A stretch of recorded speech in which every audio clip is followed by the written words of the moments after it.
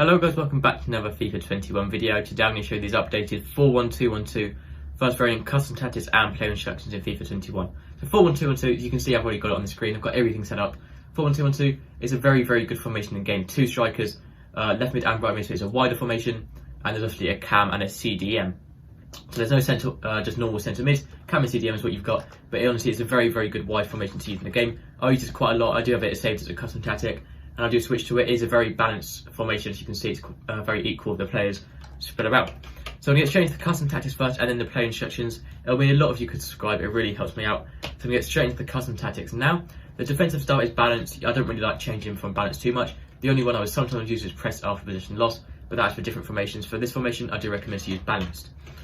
For the width, I stick with 5, and then for the depth, I use 7. Personally, I use 7 because it creates an automatic offside trap. So with a slightly deeper formation, it's a very balanced formation, this, but is slightly more defensive than attacking. So I do prefer to use 7 depth for that automatic offside trap. But if you really don't feel comfortable using 7 depth, you can drop it down anywhere from 4 to 6, depending on how comfortable you feel defending. 6 if you may be more comfortable defending, 4 if you're less comfortable defending, and 5 if you're in the middle. For the offensive style, I think fast build up works really well with the 4-1-2-1-2 formations. I don't know what it is really. I think it's the cam and the TTM. It just works really well, especially against two strikers. I have the width on 6 just to push the left mid and right mid out a little bit wider to make them more attacking, as they are a bit deeper than wingers. The players in boxes on 5 or 6, that's not very important really, it's up to you what you want to use. Corners on 3, and then the free kicks are just on 1. Both your strikers want to be a balanced width. Stay central used to be much better, but sort of post-patch they've become a bit too narrow. It is much better, sort of more useful in your striker to use balanced width, especially with a left mid and right mid. Balanced width just works really well, especially with the two strikers as well. I recommend using getting behind, so they're making forward runs through the defence, and then stay forward so they're always at the top of the pitch and not jumping backward when defending. So that's for both your strikers. For your cam, you want to use stay forward as well, so there's always helping out the other strikers.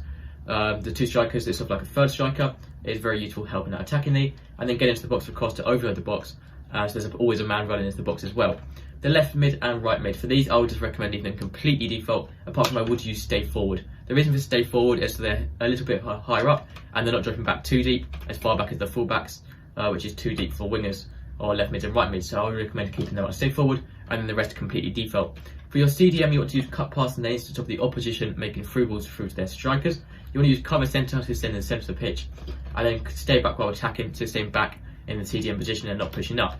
Two centre backs, leave those default. For your fullbacks, you stay back while attacking, so he's staying back in the defensive line, keeping it nice and defensive and not getting in the way of the left mids and right mids. And for the rest, you may as well just leave that default.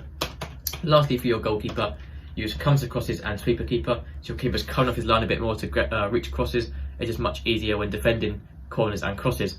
Right, that's everything for this video. If you have any questions, let me know in the comments. But that's going to be it for this video. It would mean a lot if you could subscribe, it really helps me out. And I'm going to see you next time. Goodbye.